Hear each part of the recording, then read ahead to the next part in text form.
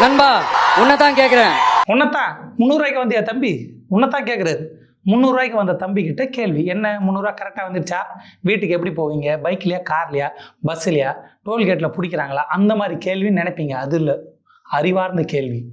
இங்க இருக்கிற யூனிவர்சிட்டியில எல்லா டிபார்ட்மெண்ட்ஸும் இருக்கு.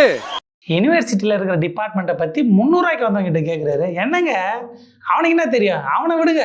நீங்கள் சொல்லுங்கள் ஒரு 4 டிபார்ட்மெண்ட் பேர். சும்மா யூனிவர்சிட்டி அளவுக்கு பேசுகிறீங்க, ஒரு 4 டிபார்ட்மெண்ட் பேர் சொல்ல வேண்டியது தானே. இந்தந்த டிபார்ட்மெண்ட் இருக்கா அப்படின்னு கேட்க வேண்டியது தானே. கேட்க மாட்டார்.